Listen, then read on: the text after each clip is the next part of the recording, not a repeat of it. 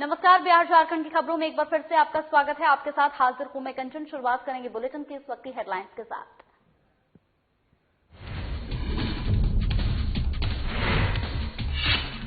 मोतिहारी में केसरिया विधायक पर फूटा युवाओं का गुस्सा। विधायक ने किया अभद्र भाषा का इस्तेमाल। विधायक ने घटना को बताया चुनावी माहौल बिगाड़ने की साजिश। पूर्णिया में जल जमाव की समस्या को लेकर कांग्रेस ने किया प्रदर्शन। ग्रामीण और कार्यकर्ताओं ने सड़क को किया जाम। सड़क पर लगी गाड़ियों की लंबी कतारें। मोतिहारी में चौकीदार भूले वर्दी का कर्तव्य। आम नागरिक पर बरसाई लाठी। शख्स को अस्पताल में कराया भर्ती।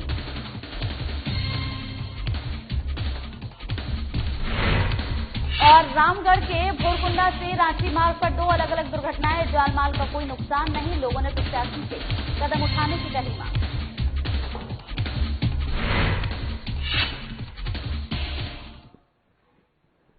चलिए बुलेटिन की शुरुआत करते हैं। तो बीजेपी के राष्ट्रीय अध्यक्ष जेपी नड्डा शुक्रवार को अपने 2 दिवसीय दौरे पर बिहार पहुंचे। शनिवार सुबह उन्होंने बिहार के मुख्यमंत्री नीतीश कुमार से मुलाकात की। वहीं जेपी नड्डा ने एक अड़े मार्ग पहुंचकर नीतीश कुमार से मुलाकात की, जिस दौरान उनके साथ बीजेपी के सुशील मोदी, डॉक्टर संजय जायसवाल, भूपेंद्र यादव मौजूद रहे, जबकि जेडीयू के राजीव रंजन सिर्फ यहां पर ललन सिंह भी यहां पर मौजूद रहे। उनसे भी मुलाकात की जा सकती है। दोनों नेताओं के बीच विधानसभा चुनाव में सीटों को लेकर भी चर्चा होगी, जिसकी औपचारिक घोषणा बाद में की जाएगी। वहीं आपको बता दें कि बिहार चुनाव में सीट बंटवारे को लेकर भी सारी स्थिति साफ होने के भी प्रयास यहां पर किए जा रहे हैं। वहीं सीएम नीतीश और बीजेपी के राष्ट्रीय अध्यक्ष जेपी नड्डा की मुलाकात के समय दोनों के बीच चुनाव में सीट बंटवारे को लेकर भी चर्चा हो सकती है। वहीं औपचारिक घोषणा भले ही बाद में हो, लेकिन फैसला आज लिया जा सकता है।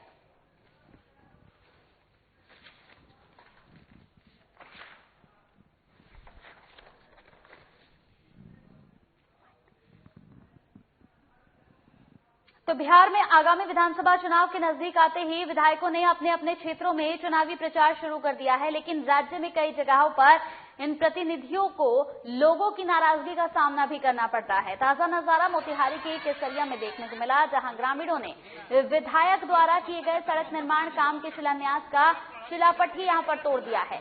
इस मामले पर ग्रामीणों से पूछने पर पता चला कि बीते दिन जब विधायक उनसे रूबरू हो रहे थे, तब ग्रामीणों ने कई सवाल किए, जिससे वो गुस्सा हो गए और फिर विधायक ने प्रभु भोलेनाथ के खिलाफ अभद्र भाषा का इस्तेमाल किया, जिसके बाद युवक आग बबूला हो गए।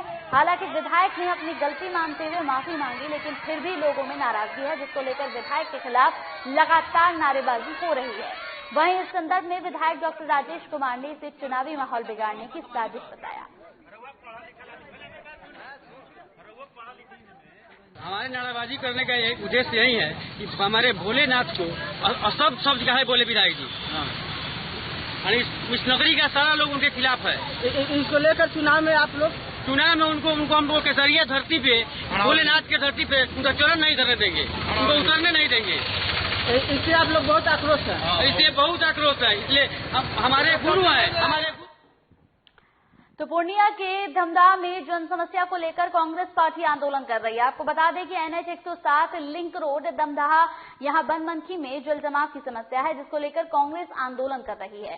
पूर्व विधायक अमरनाथ तिवारी के नेतृत्व में आज सैकड़ों गांव वालों और कार्यकर्ताओं ने सड़क को पूरी तरह से जाम कर दिया, जिसकी वजह से सड़कों पर गाड़ियों की लंबी कतार लग गई।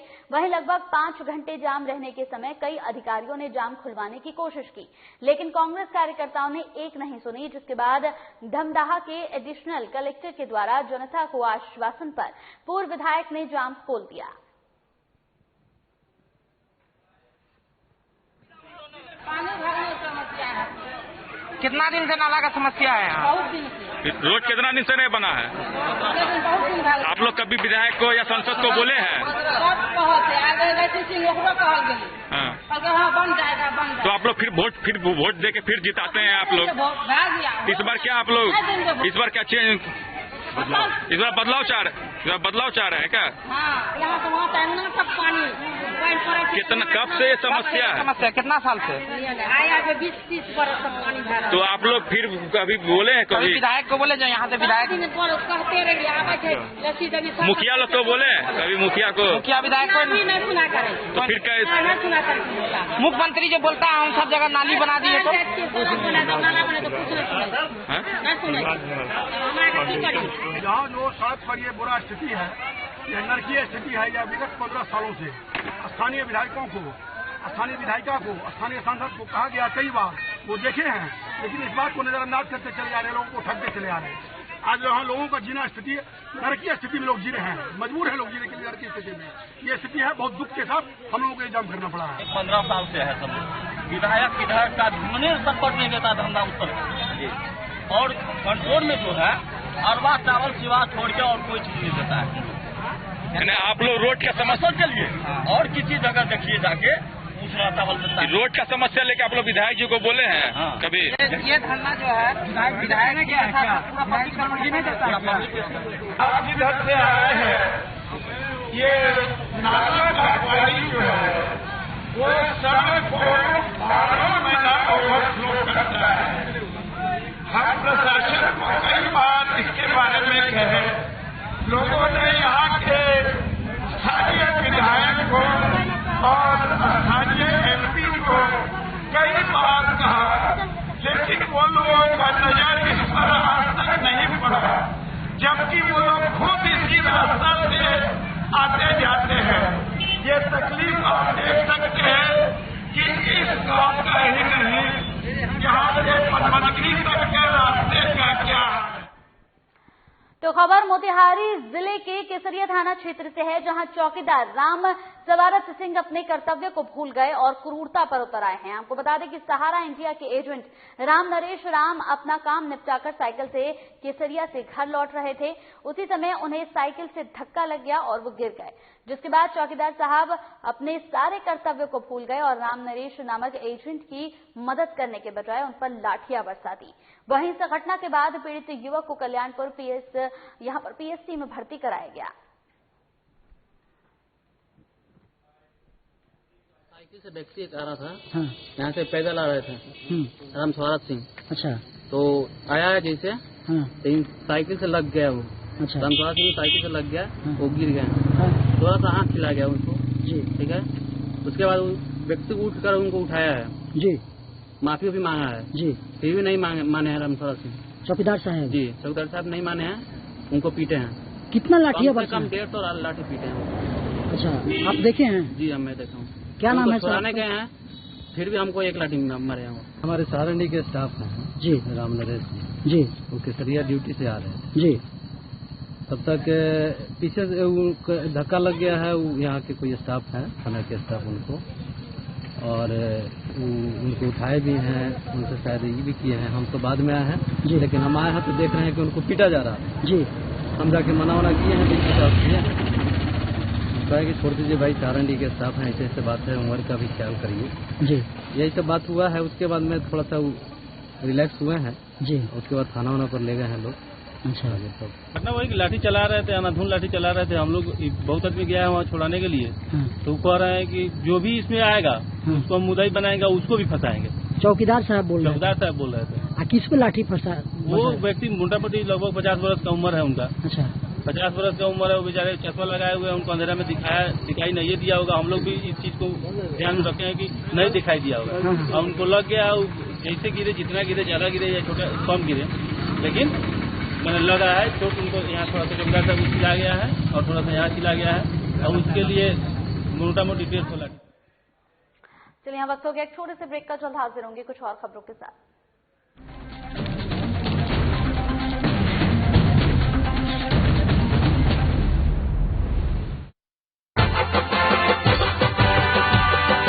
झारखंड झारखंड झारखंड झारखंड झारखंड झारखंड झारखंड का राजकीय वन्य प्राणी हाथी प्राकृतिक संपदा और समृद्धि का प्रतीक, पलाश का फूल प्राकृतिक सौंदर्य और प्रकृति के साथ सह अस्तित्व का प्रतीक, झारखंड का लोक जीवन और संस्कृति, झारखंड की विशिष्ट पहचान। चक्राकार विन्यास, हरा रंग और मध्य में राष्ट्रीय प्रतीक चिन्ह अशोक स्तंभ, झारखंड का राज्य चिन्ह। मेरे झारखंड वासियों, अलग राज्य बनने के बाद से ही झारखंड के लिए एक ऐसे प्रतीक चिन्ह की आवश्यकता महसूस हो रही थी जिसमें पूरे झारखंड की भावना दिखती। झारखंड सरकार का यह प्रतीक चिन्ह संपूर्ण झारखंड के कोने कोने को प्रतिनिधित्व करता है। झारखंड को मिला आत्मसम्मान का गौरव, प्रकृति के साथ प्रगति के पथ पर झारखंड। एक सर्किट हाउस।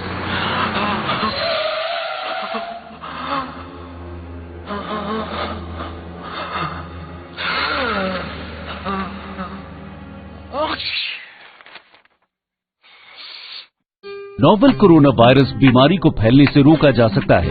खांसते और छींकते वक्त अपने मुंह पर रुमाल और टिश्यू रखकर इसे फैलने से रोक सकते हैं। अपनी सुरक्षा के लिए हमारी मदद करें। अगर आपको खांसी, बुखार या सांस लेने में तकलीफ हो तो तुरंत नजदीकी स्वास्थ्य केंद्र जाएं या हेल्पलाइन नंबर 911123978046 पर संपर्क करें।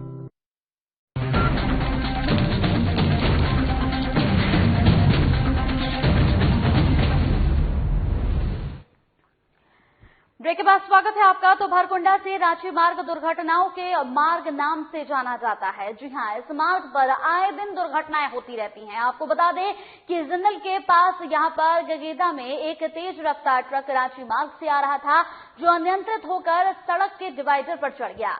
हालांकि इस घटना में किसी को भी जानमाल का कोई नुकसान नहीं हुआ। यहां पर आपको बताते चले कि ट्रक जो है वो क्षतिग्रस्त हो गया है। वहीं इससे महज 500 मीटर की दूरी पर दूसरा ट्रक भी अनियंत्रित होकर सड़क के किनारे गड्ढे में पलट गया। वहीं स्थानीय लोगों का कहना है कि प्रशासन से इसकी रोकथाम के लिए जरूरी कदम उठाने की मांग की जा रही है। अब ये देखना यहां पर अहम होगा कि प्रशासन इस पर संज्ञान लेकर ठोस कदम आखिर कब तक उठाती है।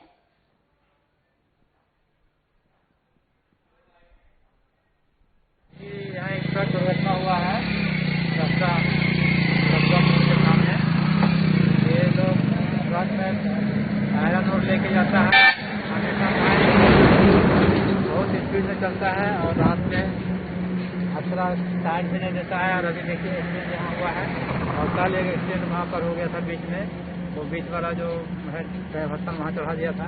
और आज एक यहाँ भयानक दुर्घटना हुआ है जिसमें कोई किसी मतलब जान माल का दुर्घटना नहीं, हानि नहीं हुआ है, केवल ट्रक पूरी तरह क्षतिग्रस्त हो गया। वो गाड़ी इधर से डायरेक्ट आ रहे थे, समझ गया ना, वही साइड देने में ऐसे प्रॉब्लम हो गया, नीचे रास्ते के नीचे उतर गया, समझ गए। ये गाड़ी कहाँ से आ रही थी? गाड़ी आपका क्या बोलते हैं, ये बेदब्यास आपका, ये क्या बोल रहे, उड़ीसा बेदब्यास। जा कहाँ रही है? पटना। क्या लोड है इसमें? 55 लोड। तो एक बार फिर से साधना न्यूज की खबर का असर देखने को मिल रहा है। बीते दिन जमशेदपुर कलिकापुर पंचायत के जन वितरण प्रणाली दुकानदार के बेटे द्वारा राशन वितरण में मनमानी की खबर को साधना न्यूज ने प्रमुखता से दिखाया था, जिसके बाद ये जिला विशिष्ट अनुभाजन पदाधिकारी के संज्ञान में आया। जिला विशिष्ट अनुभाजन पदाधिकारी नवीन कुमार ने इस पर कार्रवाई करते हुए जन वितरण प्रणाली के महिला दुकानदार उमा गुप्ता को यहां निलंबित कर दिया। आपको बताते चले कि पीडीएस दुकानदार के बेटे द्वारा यहां कार्डधारियों को 1 किलो कम चावल दिया जा रहा था और कार्ड में पूरा चावल देने की एंट्री दिखाई जा रही थी। जी हां, साधना प्लस की खबर का असर यहां पर देखने को मिला।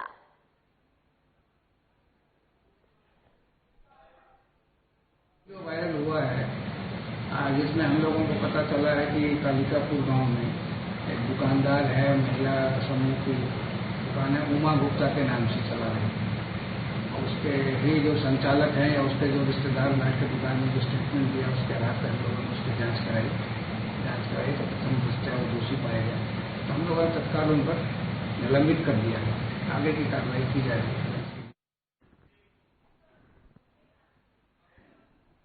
तो खगड़िया के मानसी थाना इलाके में यहां अमनी गांव में एक गुट के लोगों ने पुलिस के खिलाफ जमकर बवाल काटा। आक्रोशित लोगों ने मानसी थाने में यहां पुलिस अधिकारी सहित 3 पुलिसकर्मी को बंधक बना लिया।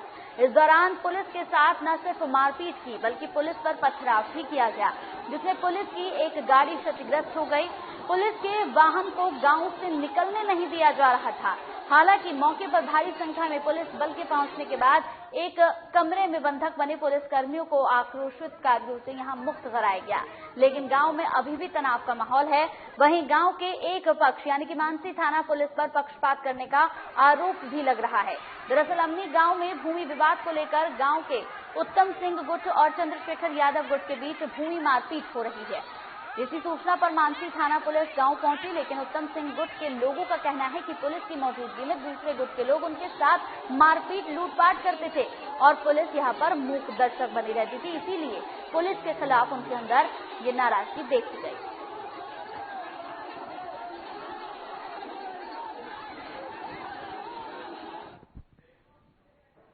चलिए वक्त हो गया एक छोटे से ब्रेक का, जल्द हाजिर होंगे।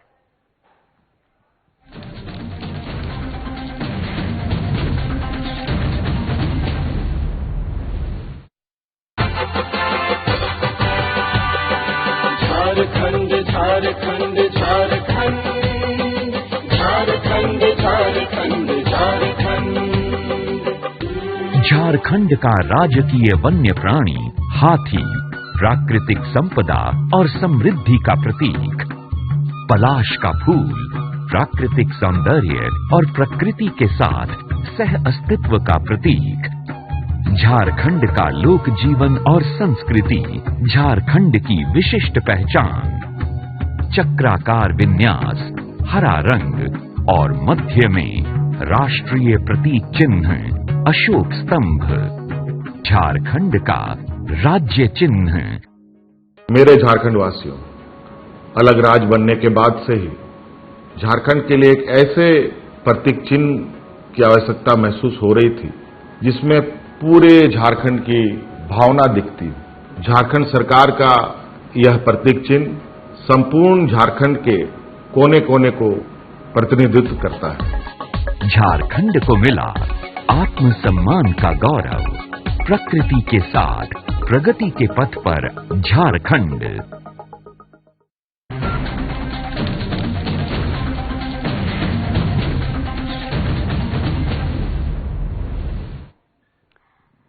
ब्रेक के बाद स्वागत है आपका। तो झारखंड में इन दिनों कर्मचारियों का प्रदर्शन लगातार जारी है। अनुबंधन कर्मचारी से लेकर मनरेगा कर्मचारी हाल के दिनों में आंदोलन कर रहे हैं।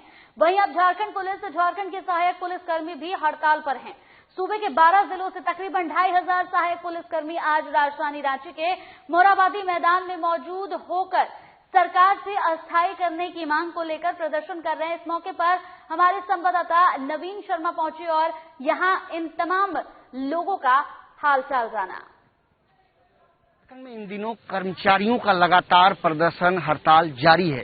अगर बात करें अनुबंधन कर्मचारियों की, बात करें मनरेगा कर्मचारियों की, और अब हमारे सामने जो तस्वीर मौजूद है रांची के मोरहाबादी मैदान से, वो है सहायक पुलिसकर्मियों की हड़ताल।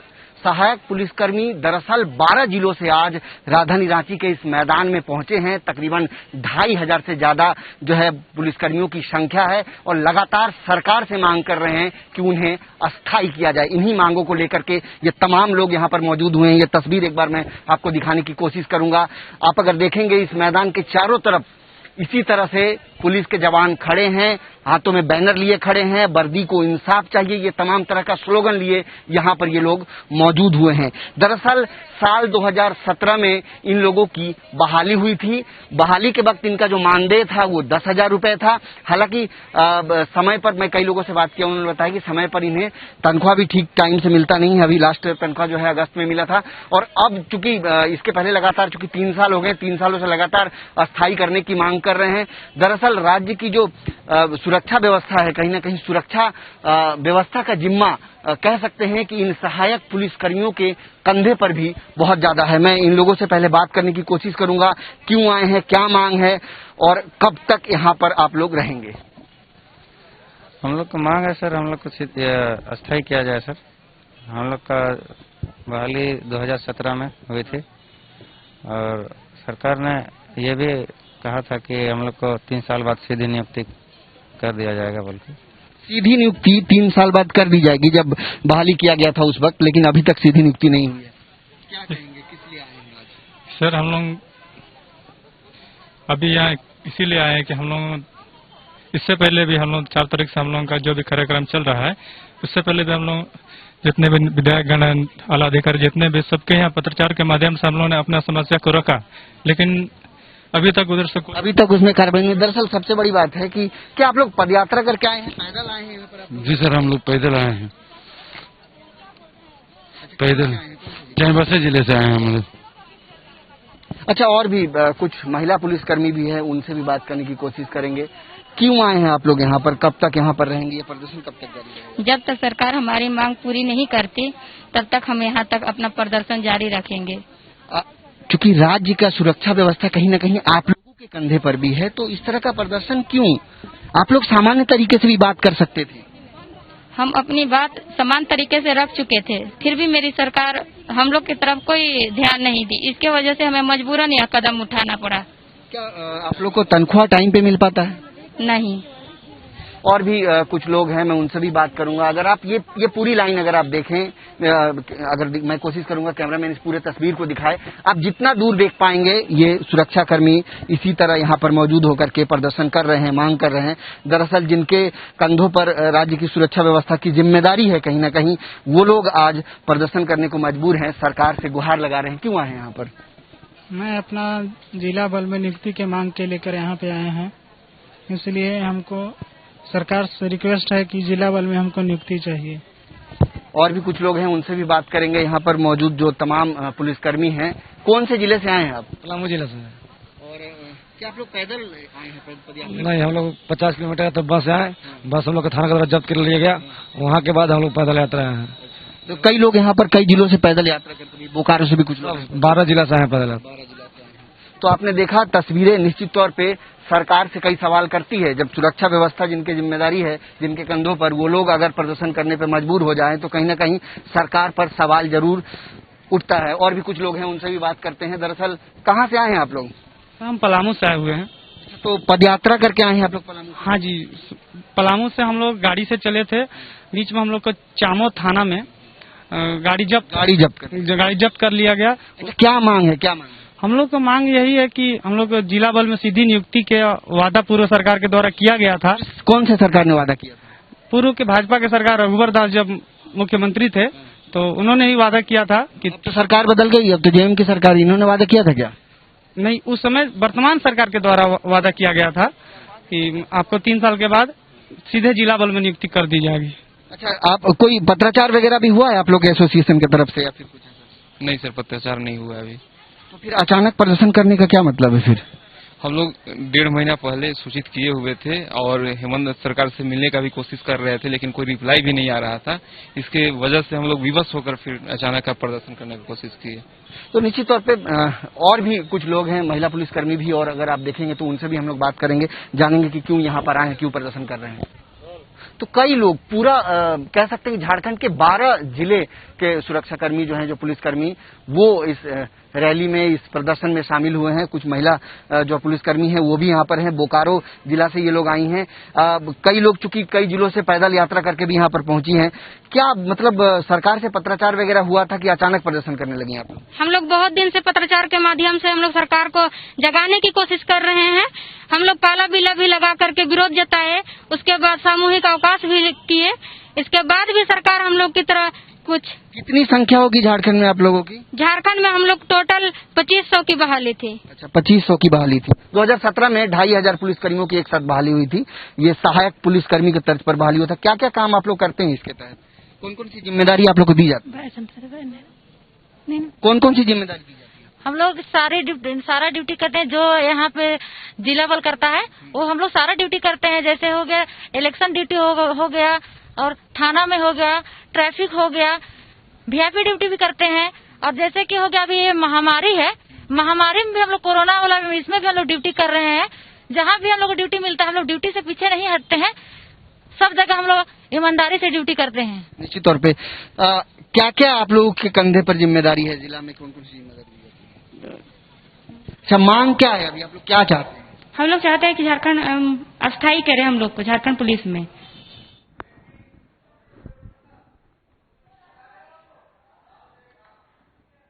चलिए, इसी बीच इस वक्त की बड़ी खबर आ रही है। इस वक्त की बड़ी खबर रांची से आपको बता दें कि कुछ ही वक्त में आपको बता दें कि मुख्यमंत्री हेमंत सोरेन लालू यादव से मिलने आज पहुंच रहे हैं रिम्स। कुछ ही देर में रिम्स स्थित केली बंगले में पहुंचेंगे हेमंत सोरेन। इस वक्त की बड़ी खबर, लालू यादव से मुलाकात को लेकर लगाई जा रही है यहाँ पर कई राजनीतिक कयास। तो सीएम के रिम्स आने को लेकर सुरक्षा व्यवस्था चाक चौबंद कर दी गई है। इस वक्त की बड़ी खबर आपको बता रहे हैं, सीएम के आने की सूचना मिलने के बाद रिम्स डायरेक्टर सुप्रीडेंशियल पहुंची हैं केली बंगले। तो इस वक्त की बड़ी खबर, मुख्यमंत्री हेमंत सोरेन लालू यादव से मिलने आज रिम्स पहुंच रहे हैं कुछ ही देर में। इस पूरी खबर पर ज्यादा जानकारी के साथ हमारे संवाददाता रांची से नवीन जुड़ गए हैं। नवीन, क्या कुछ कयास लगाए जा रहे हैं? कुछ ही देर में रिम्स स्थित केली बंगले में पहुंचेंगे हेमंत सोरेन, क्या कुछ यहाँ पर इसका मतलब निकाला जाए? जी बिल्कुल कंचन, मुख्यमंत्री कुछ ही देर में रिम्स स्थित केली बंगले पहुंचने वाले हैं। दरअसल मैं बता दूं कि लंबे समय से लालू जो है झारखंड के जेल में बंद है और इस दौरान वो इलाजरत थे रिम्स में। अभी हाल के दिनों में ही उन्हें रिम्स के केली बंगले में शिफ्ट किया गया था और आज निश्चित तौर पर ये बहुत बड़ी खबर है कि कहीं ना कहीं मुख्यमंत्री आज उनसे मुलाकात करने आ रहे हैं। कई राजनीतिक कयास लगाई जा रही है इस खबर को लेकर के कि मुख्यमंत्री किन किन मुद्दों पर बात करेंगे या फिर राजनीतिक चर्चाएं भी हो सकती है। हालांकि सूत्रों की माने तो ये बात भी निकल के सामने आ रही है कि मुख्यमंत्री दरअसल कुशलक्षेम पूछने के लिए शायद लालू जी से मुलाकात कर रहे हैं। लेकिन जो भी हो, मैं बता दूं कि फिलहाल झारखंड की राजनीति में कहीं न कहीं कह सकते हैं कि यहाँ के सियासी गलियारों में ये मुलाकात कहीं न कहीं चर्चा के केंद्र में जरूर है। लगातार जैसे ही मुख्यमंत्री के आने की सूचना मिली उसके बाद रिम्स को जो है पूरा चाक चौबंद जो है पर टाइट कर दिया गया है। वहीं सुरक्षाकर्मी भी मौजूद हैं। सुबह से ही मैं बता दूं कि सीएम के आने की सूचना मिलने के बाद सुप्रिटेंडेंट और रिम्स निदेशक भी जो है वो केली बंगले पहुंच गए हैं। तमाम सीनियर डॉक्टर जो हैं वो केली बंगले पहुंचे हुए हैं और कुछ ही देर में जो है मुख्यमंत्री भी केली बंगले पहुंचने वाले हैं। लालू से मुलाकात होगी। मुलाकात किन किन मुद्दों को लेकर होगी क्या कुछ, लेकिन सबसे बड़ी बात है कि कहीं न कहीं झारखंड की राजनीतिक सियासत में कह सकते हैं कि सियासत के गलियारों में कहीं न कहीं ये मुलाकात जरूर चर्चा का केंद्र है फिलहाल। बिल्कुल नवीन, सीएम सोरेन के लालू प्रसाद से मिलने के कई मायने भी निकाले जा रहे हैं। क्या जेएमएम आने वाले बिहार चुनाव में अपने प्रत्याशी उतारने के मूड में नजर आ रही है? देखिए, निश्चित तौर पे ये सूत्रों से जो जानकारी मिल रही है उससे ये मामला भी है कि दरअसल बिहार चुनाव जो है वो सिरसर है और कहीं न कहीं जेएमएम जो है सीटों को लेकर के जो है बिहार चुनाव में जो है क्या कुछ सीटें होंगी, क्या सीटें बंटवारा को लेकर के उस पर भी लालू जी से जो है चर्चा हो सकती है। तो तमाम तरह की चीजें हैं, तमाम कयास इस मुलाकात को लेकर के लगाई जा रही है। दरअसल अचानक ही मुख्यमंत्री के लालू से मुलाकात का शेड्यूल आया और उसके बाद फिर कह सकते हैं कि राजनीतिक रूप से तमाम जो है पार्टी वो भी सक्रिय हो गई और सीएम की जो मुलाकात है लालू से मुलाकात से उसको लेकर के कहीं विपक्ष कहीं न कहीं नजर बनाए रखते हैं कि किन किन चीजों पर बातचीत हुई। झारखंड के मुख्यमंत्री हेमंत सोरेन और लालू प्रसाद की सजायाफ्ता कैदी है, वर्तमान में भी झारखंड में बंद हैं। कल ही लालू जी के जमानत पर जो है सुनवाई चल गई थी 9 तारीख तक के लिए। ऐसा कयास लगाया जा रहा था कि उनको जमानत मिल जाएगी और अब ऐसे में ठीक उसके दूसरी जिस तरीके से मुख्यमंत्री लालू जी से मिलने पहुंचते हैं तो कई राजनीतिक कयास कहीं न कहीं मुख्यमंत्री हेमंत सोरेन खुद सूबे के मुख्यमंत्री, दूसरी तरफ लालू प्रसाद यादव मुलाकात के बाद ही यहाँ पर तमाम आगे की चीजें, आगे की तस्वीर साफ होगी। बहुत बहुत शुक्रिया नवीन हमारे साथ जुड़ने के लिए। इसी के साथ बिहार झारखंड के बुलेटिन में मेरे साथ इतना ही। नमस्कार।